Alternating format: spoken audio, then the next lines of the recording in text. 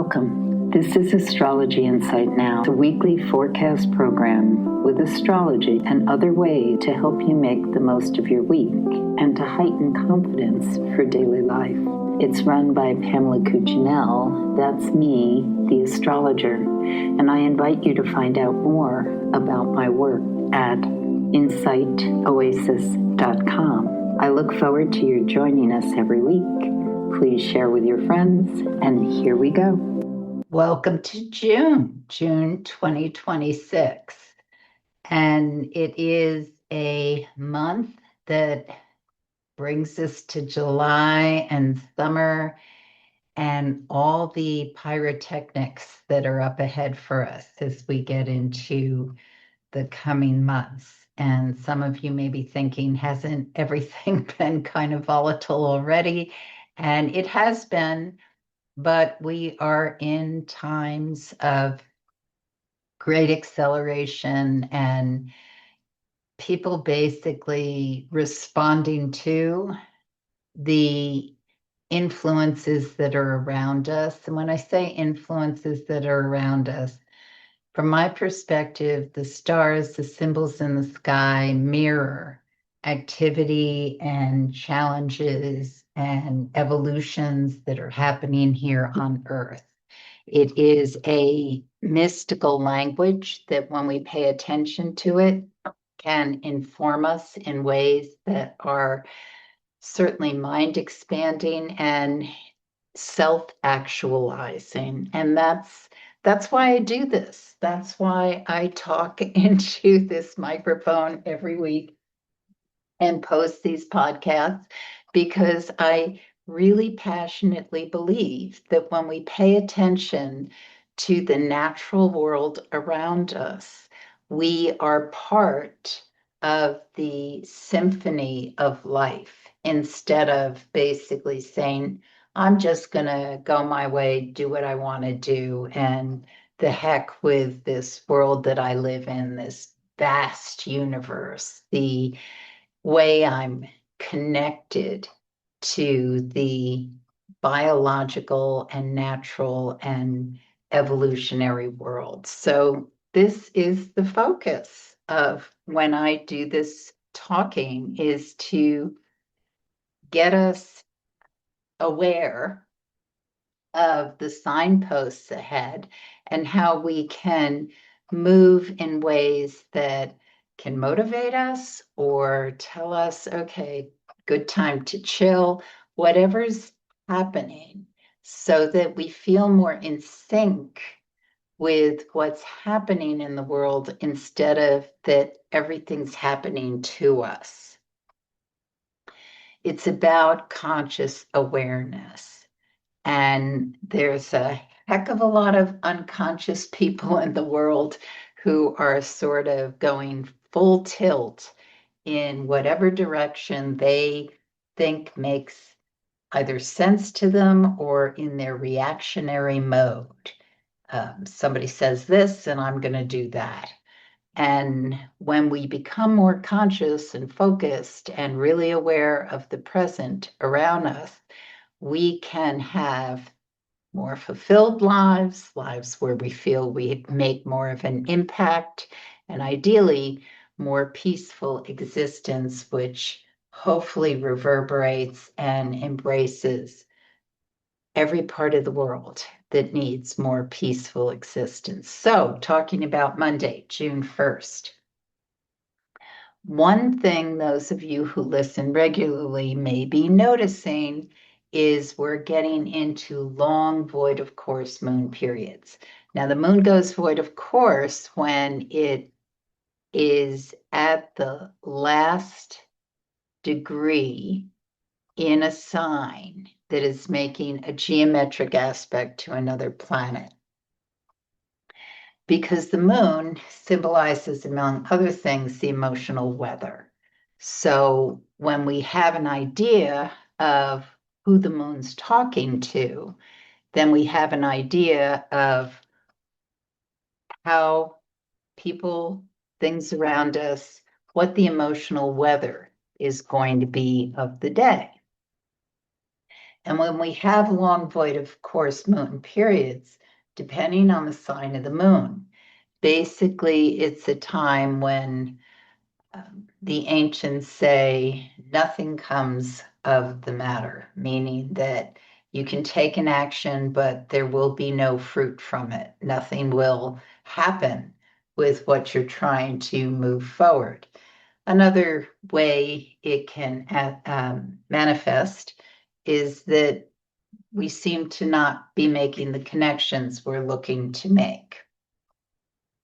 It can feel at times like nothing's coming together in the way I would like. You go to the store to get a certain product, they're out of stock. It's it's a classic way that the moon void, of course, can happen. Now, it's not all bad. It can be absolutely terrific for working on things in motion. My late friend Suzanne used to say she loved when the moon was void, of course, because then she could just plow along on something she had in the works and know that she wasn't going to get interrupted, derailed, or anything that was going to come up that kind of needed more of her attention than what she wanted to work on. People find it useful for purging, for clearing their desk, for doing things that have to do with getting things in order for the next movement, the next time they feel inspired, want to jump up and do something.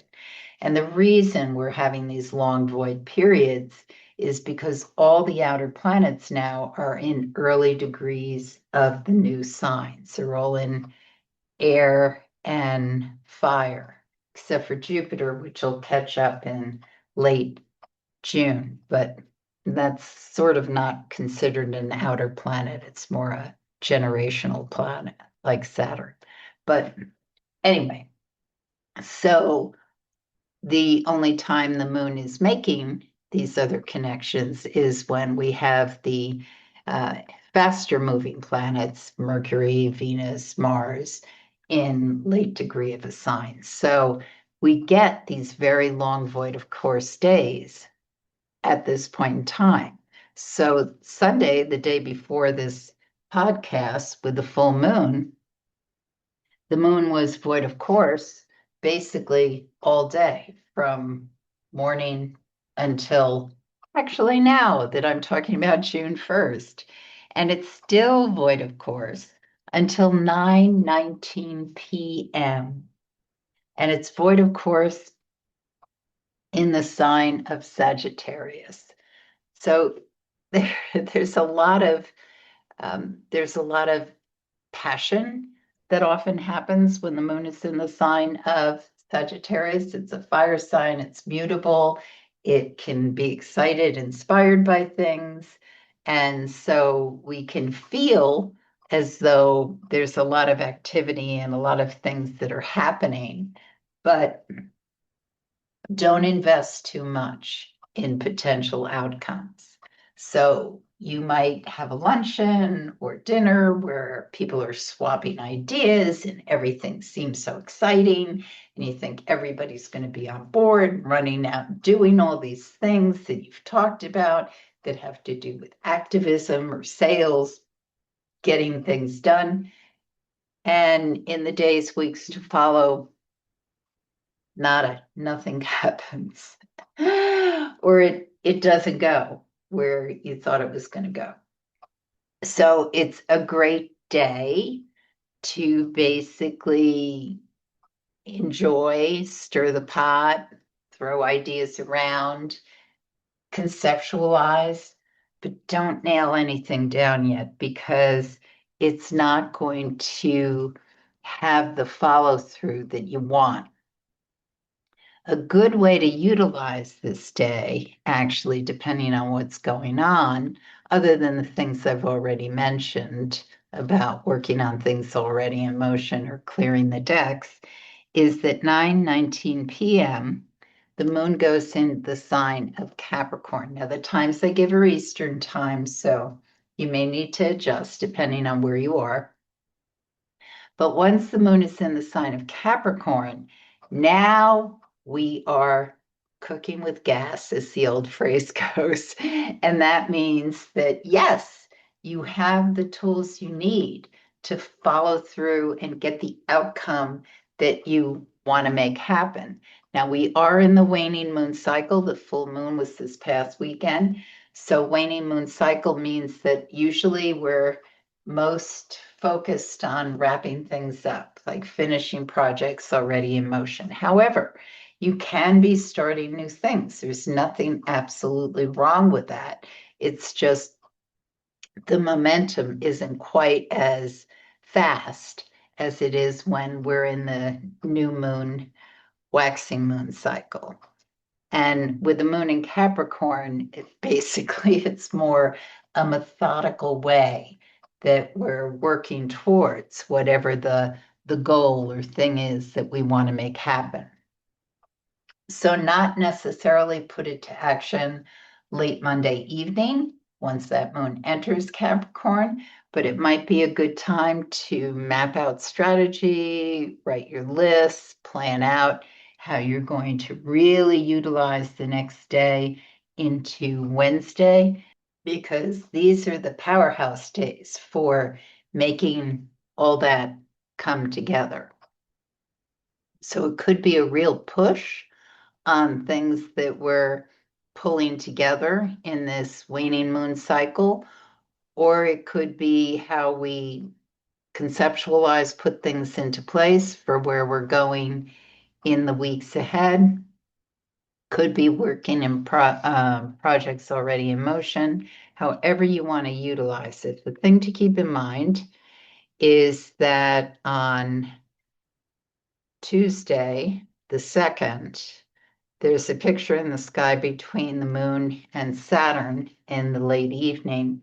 And so this shows that it's really important that you're working with people who show up when they say they will and do the follow through that's necessary. And that includes you. I mean, it may be something that you promised yourself that you're falling short of, or you're not making a priority for. And so it's really important on Tuesday just to see, hey, is this going to get done the way I really need it to get done? And am I giving importance to something that is necessary for me, perhaps, that I'm kind of shortchanging because I always think work is more important or other people are more important. Always remember, self-love is the root. And I'm not talking about narcissism or egotism. I'm talking about taking care of yourself, your body, your overall health, your emotional health. It's so important to keep that in mind, because when we shortchange basically our energy, our enthusiasm, our love, then we don't have the well to draw on to give to others and to show up in the way we really want to. So sometimes, especially those of us who were born with strong Saturn moon aspects that are challenging, sometimes we get these little reminders. Hey, did you eat a good meal? Did you get the sleep you need? Are you doing the work that you thought so and so was going to do for you? So that you really recognize, I'm doing this again. I'm not treating myself with the same love and consideration and respect, huge word, that I would like to give to other people. So start with you. For those of you who need this message, some of you do not, but the Moon Saturn people know who I'm talking about. Okay, so on Wednesday, the 3rd, the moon goes void, of course, at 11:04 p.m. But as I said, this is still a highly productive time. The most important thing I should say about these couple of days is to prioritize, to decide what you're doing and what's important to be done, because there's going to be a lot. And when there's a lot of things that we want to do or make happen, we can scatter instead of focus. So it's really important. That's the ideal on Monday evening, that you prioritize what are the things that you're working on making happen on Tuesday and Wednesday. Because on Wednesday, one of the things is there's a picture in the sky between Mercury and Neptune, Mercury being the communicator, Neptune being, oh, spirituality, sometimes a sense of victimization, being lost in the netherworld, confusion, distractions. So when the communicator and Neptune are involved, I mean, we can be tremendously inspired. We can get a lot of messages that are not necessarily concrete. But on the other hand, we can be just wildly distracted or not paying attention to all the notes that we need to read in order to follow through with the efficiency that we want to. So remember the prioritization. So if something comes in and tantalizes or distracts or seems like, where did that come from? Like a mixed signal or a confusing message, take it down to where it needs to go so that you're clear on what the priority is, what you're doing, check all the boxes so that whatever came in may give you a little push or delight, but is not something that has confused or distracted or derailed you. On Thursday, the moon enters the sign of Aquarius at 9:46 a.m. And now we're in the super productive focus of the week. So when the moon was in Capricorn, we were, okay, roll up the sleeves and let's do the work at hand. But with the moon in Aquarius, we're now, all right, let's just listen to whatever comes through, the advice, the inspiration, the information, and let's feel the power of actualization. And Thursday can be an absolutely terrific day, especially if you're in total alignment with that sense of, here's my power source. Remember, Pluto is in early degree Aquarius. So, for those of us who have strong Aquarius, or it could be other early degree fixed signs in our horoscopes, Scorpio, Leo, and Taurus, and also early degree air and fire signs, it's different.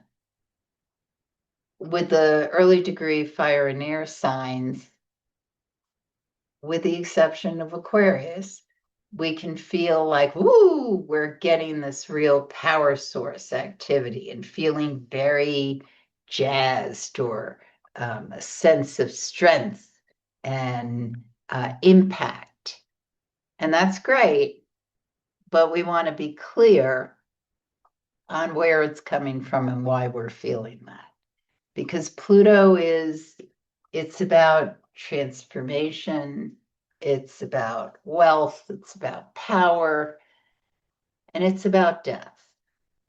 And when I say it's about death, it's not always actual physical death, but we become most empowered through its teachings when we're able to release attachment to whatever. And one thing we're witnessing a lot of in the world today is people's attachment to ideas, concepts, ways they've lived or feel they should live, an allegiance to ideas or structures that may or may not last or should last. So when we're feeling tremendously attached to something, that's when we hit the biggest challenge of a Pluto transit, because Pluto's basically saying, nope, sorry, nothing lasts forever. Don't get attached. And the lesson, especially for fixed signs, especially Aquarians, early degree Scorpio, Leo, Taurus, the lesson of the Pluto transit is very much about see what you're attached to and release, release, release. Because through releasing, we are able to truly transform and move into, ideally, a greater sense of knowledge and conscious evolution. So Thursday can be a terrific day for those of us who are at points of acceptance where, okay, the attachment may have to shift. And this leads into Friday the 5th. And on Friday the 5th, tempers can be a little short around noontime or very short. So you don't necessarily want to engage with people who are angry or not really wanting to bend or feeling frustrated. It's far better to maybe take a step away and wait until things calm down or just avoid the situation entirely. And from noon on to mid-afternoon, we're in a really sweet spot of nice connections, networking, positive vibes. And then the moon goes void, of course, at 3:51 p.m. And once it's void, of course, in the sign of Aquarius, this is an evening just honestly to have fun, be with people in situations where you can just kind of chill.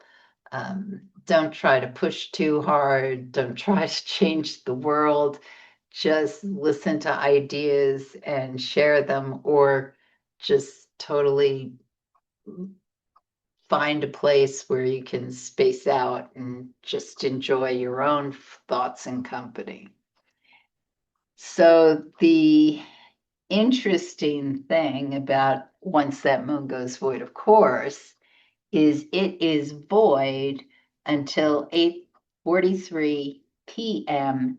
the next day, Saturday the 6th. So the entire of Saturday is best spent just kind of absorbing, being somewhere that you can find ideas, share ideas, and not really expect any tremendous resolution or direction to come of it, because it can be a super fun day. Actually, I'm really looking forward to that day. I'm going to a museum I've never been to. And it can be super fun, but it may not go anywhere with as I said, I'm going to this new museum. I certainly wouldn't expect to make an appointment with someone and have something come of it on this day, because it's just a day to be open to serendipity. And for those of us who are working on something, work on things already in motion, clear your desk, etc. So the moon goes into the sign of Pisces as of 8:43 p.m. on Saturday, and it carries us through the weekend until Monday. So this is actually lovely evening for dancing, music, camaraderie, dreams, imagination. It's kind of an interesting thing because if you did use the day with that moon in Aquarius to just sort of be stimulated around things, ideas, inspiration, the evening into the dream world is when that could all gel together and start to take shape. Whatever it was that was presented to you or maybe touched upon. So that's a lovely evening into the next day, Sunday the 7th, which shows a lot of creative juice, potential. This is when the opportunities really come in. So sometimes what happens during a void, of course, is we may experience different, it's kind of like, it's kind of like all the impressions that you might see as you're walking in nature or watching a play or things that just are presented to you. And the mind isn't putting together what that might bring you to. So it's information, it's stimulus, it's experience, but it's not coming together with a definable shape. And yet, as we get into the evening and Saturday and into Sunday with that delicious moon in Pisces, this is when things start to really take shape in a way that is highly creative, stimulating, and beneficial. So ears open for opportunities, conversations, leads. These things can really blossom as we get into Sunday the 7th and a little more information about the following week into the Monday. You have been listening to Astrology Insight Now.